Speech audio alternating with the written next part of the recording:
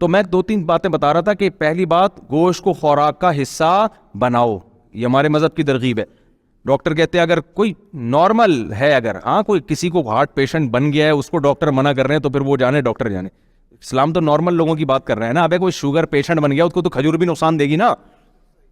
جو پیشنٹ نہیں ہے ان کی بات کر رہا ہوں میں. دوسرا کام، بلکہ اس کو تو شہد بھی نقصان دے گا. دوسرا کام، پہلا تو گوشت ہو گیا، میں آپ کو اسلام کی روشنی میں صحت کا نسخہ بتا رہا ہوں. دوسرا کام کیا ہے؟ کم کھاؤ، پھوڑو نہیں، یعنی بھوکے رہو، سمجھتے ہو. اور تیسرا کام، حدیث میں آتا ہے اللہم انی اعوذ بک من الکسل. آپ صلی اللہ علیہ وسلم نے سستی سے پناہ مانگی ہے. صحابہ سارے چست تھے، گھوڑے سے تیز سلمہ ابن اکوع دوڑا کرتے تھے. آپ نے ان سے یہ نہیں فرمایا کہ تمہاری رفتار اتنی تیز کیوں ہے، اتنی تیز کیوں دوڑتے ہو بھائی، کہ گھوڑا پیچھے رہ جاتا ہے تم آگے نکل جاتے ہو. بلکہ اس کو اپریشیٹ کیا گیا. صحابہ تیر اندازی سیکھ رہے ہیں، گھڑ سواری سیکھ رہے ہیں، بھاگ رہے ہیں، دوڑ رہے ہیں، اور سستی سے پناہ مانگی گئی. تو تیسری چیز کیا ہے؟ فزیکل ایکٹیویٹی، جس کو ہم آج کی اصطلاح میں کیا کہیں گے؟ Physical activity. حدیث میں آتا ہے ایک دفعہ مدینہ میں خطرہ ہوا کہ کسی نے حملہ کیا ہے. خطرہ یعنی کوئی خبر پھیلی.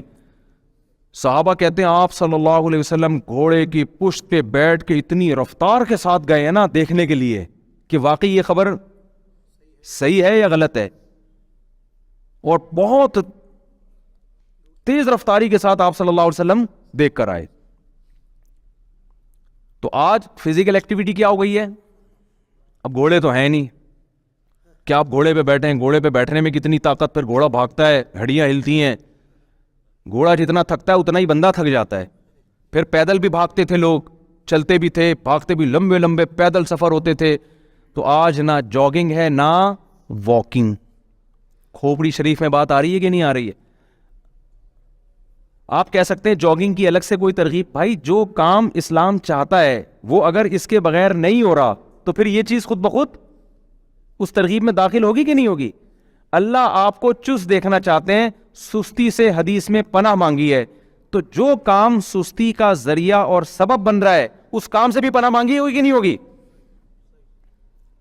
تو یہ 3 کام ہو گئے. اور چوتھا بھی ایک ایڈ کر لو اس میں، سونے کی ترتیب. وہ میری اپنی نہیں بنی ہوئی تو میں اس لیے زیادہ نہیں اس پہ بولتا، کیونکہ ہم بھی کراچی میں ہے نا، سارا سونے جاگنے کی ترتیب کی ایسی کی تیسی ہوئی ہے.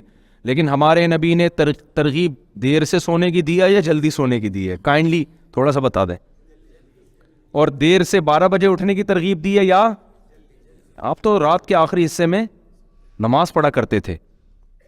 تو یہ 4 کام سونے جاگنے کا نا، یہ جو سونے کا 9 بجے ٹائم ہے اصل سونے کا، جو میڈیکلی بھی ایسی ثابت ہو گئی. تو یہ 4 کام تمیز سے. اور دوپہر قیلولہ لازمی کیا ہمارے نبی صلی اللہ علیہ وسلم نے. اور آپ نے فرمایا قیلوا فإن الشیطان لا یقیل، قیلولہ کیا کرو، شیطان قیلولہ نہیں کرتا، سارا دن جاگتا ہے شیطان، اس کے کام بہت ہے نا. شیطان جو ہے نا کبھی بھی آرام نہیں کرتا. تو اگر آپ آرام نہیں کرتے، ہر وقت کام کام، قائد اعظم نے فرمایا تھا کام کام اور بس کام، تو قائد اعظم کا یہ مطلب نہیں تھا. ان کا تھا کہ سونے کے بعد جتنا ٹائم اٹھو تو کام میں لگاؤ، وہ مزید سونے میں نہ لگاؤ. تو آپ نے کیا کیا کہ وہ سارا جو ہے نا، ہر وقت لوگ پاگلوں کی طرح جو پیسہ کمانے میں لگے ہوئے ہیں نا، وہ ہر وقت پاگلوں کی طرح پیسہ کمانے میں لگے ہوئے، سوتے ہی نہیں ہیں. اور سوتے ہیں تو موبائل پہ لگے رہتے ہیں. پھر موبائل تو ظاہر ہے نیند کو غائب کر دے گا. تو ہمارے نبی صلی اللہ علیہ وسلم گہری نیند سوتے تھے. حدیث میں آتا ہے آپ صلی اللہ علیہ وسلم کے نا ہلکے سے خراٹوں کی آواز آتی تھی.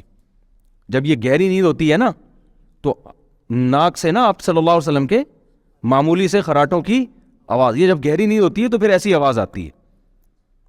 تو آپ صلی اللہ علیہ وسلم اور آخری عمر میں جسم مبارک بھی تھوڑا سا بھاری ہو گیا تھا، تو گہری نیند سویا کرتے تھے آپ صلی اللہ علیہ وسلم.